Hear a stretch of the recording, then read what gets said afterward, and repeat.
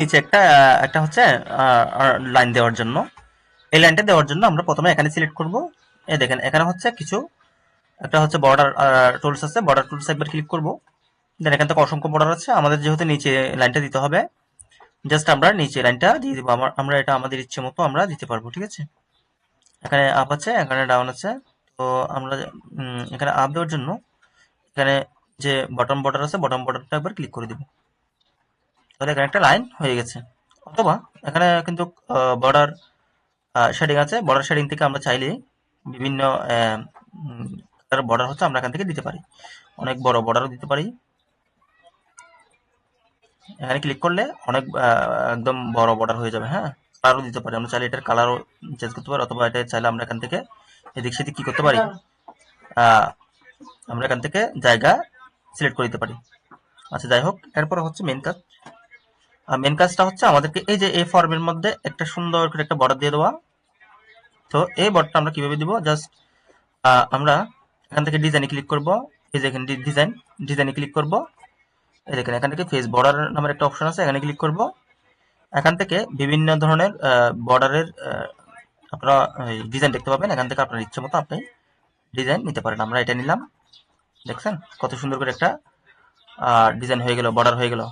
তাহলে আমরা অন্য বর্ডার দিতে পারি। হ্যাঁ, এগুলো আমরা রাখবো না, চাচ্ছি আমরা এগুলো রাখবো না, এখান থেকে ইয়ে করে দিব। আমরা চাইলে এভাবে নিতে পারি। এভাবে নিয়ে জাস্ট এখান থেকে আমরা ধরেন এটা নিলাম, এটা নিয়ে ওকে করে দিলাম, দেখছেন এটা এভাবে হয়ে গেছে। তাহলে আমরা এটা চেঞ্জ করে দিতে পারি। আচ্ছা, ধরুন আমার এটা পছন্দ হয়নি, আমার আগেরটাই পছন্দ, আমি কন্ট্রোল জেড দিয়ে এটা রাখবো। কন্ট্রোল জেড আমি মনে রাখছি, আন্ডু করার জন্য কন্ট্রোল জেড, ঠিক আছে। আচ্ছা, এখন আমরা সুন্দর করে একটা লিখবো, সেটা হচ্ছে কলাম তৈরি করবো। হ্যাঁ, র এবং কলাম তৈরি করব, যাতে আমাদের নির্দিষ্ট ডকুমেন্টসগুলো আমরা ওখানে রাখতে পারি। আচ্ছা, এখন এখানে কলাম তৈরি করার জন্য আমাদেরকে এই যে ইনসার্ট বাটন আছে না, ইনসার্ট বাটন একবার ক্লিক করবো। হ্যাঁ, ইনসার্ট বাটন ক্লিক করে এখানে টেবল আছে, টেবল থেকে আমরা চাইলে এভাবে নিতে পারি, এভাবে চাইলে নিতে পারি, যেটা কয়টা আমরা র লাগবে, কয়টা কলাম লাগবে। হ্যাঁ, এভাবে আমরা নিতে পারি। তো আগে এখানে একটা জিনিস লিখে রাখা ভালো, আপনাদের যে নাম, যেমন আপনি কিসের কি করতেছেন, এক্সাম্পল প্রোডাক্ট লিস্ট করতেছেন। হ্যাঁ, প্রোডাক্ট লিস্ট, আপনি প্রোডাক্ট লিস্ট করতেছেন। তো প্রোডাক্ট লিস্ট করার জন্য এভাবে হচ্ছে প্রোডাক্ট লিস্টটা লিখবেন। বেশি নিচে হয়ে গেছে, আমি এটাকে ট্যাপ করে দেন মাঝ বরাবর দিয়ে দিচ্ছি। আচ্ছা, এই যে এটার মধ্যে আবার একটা আমি চাচ্ছি গোল করে বর্ডার দেওয়ার জন্য।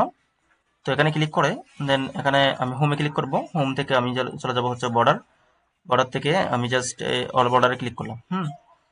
অল বর্ডারে ক্লিক করার পরে দেখেন এটা কিন্তু জিনিসটা কিন্তু দেখতে সুন্দর হয়নি। তো জিনিসটা সুন্দর করার জন্য আরো উপায় আছে, জাস্ট আমি এটাকে কন্ট্রোল জেড দিয়ে করে দিচ্ছি। তো আমি এটাকে এন্টার দিচ্ছি, এটাকে আমি সেন্টার করে দিচ্ছি। সেন্টার করে জিনিসটা এটাকে লেখাটাকে আমি আরেকটু ছোট করছি, ছোট করে এটাকেও আমি বোল্ড করে দিব, জাস্ট বোল্ড করলাম। এটার ফন্টসটা আমরা চেঞ্জ করে দিব যাতে সুন্দর দেখায়, ফন্টসটা আমরা এটা রাখলাম। হুম, এভাবে হচ্ছে কাজ করতে হবে। হ্যাঁ, তারপরে হচ্ছে আমরা এখান থেকে আমরা চাইলে এখান থেকে বর্ডার থেকে গিয়ে জাস্ট নর্মাল বর্ডারগুলো রাখতে পারি, এটা রাখতে পারি, এভাবে দিয়ে ওকে দিতে পারি। ওকে দেওয়ার পরে জাস্ট এটাকে এভাবে দিলাম, দেওয়ার পরে এটাকে সেন্টার করলাম। ঠিক আছে, দেখছেন কত সুন্দর করে এটা জায়গা বরাবর থেকে গেছে। চাইলে আমরা বর্ডারগুলো চেঞ্জ করে ফেলতে পারি, এটা আমাদের ইচ্ছা। আচ্ছা, এখন হচ্ছে আমাদের মূল কাজ, সেটা হচ্ছে টেবল ইনসার্ট করা। টেবল ইনসার্ট করার জন্য আমরা এখানে ইনসার্টে যাব, ইনসার্ট থেকে টেবলে যাব। এই দেখেন ইনসার্ট থেকে টেবল, টেবল থেকে আমাদেরকে র কয়টা নিতে হচ্ছে এবং কলাম কয়টা নিচ্ছে সেটা আমাদের ইচ্ছে মতো আমরা নিতে পারবো। হ্যাঁ, তো এক্সাম্পল আমরা র নিলাম 3টা, কলাম নিলাম 3টা, নিলাম। নেওয়ার পরে এখানে এসএল লিখলাম, তারপরে এখানে প্রোডাক্ট নেম লিখলাম,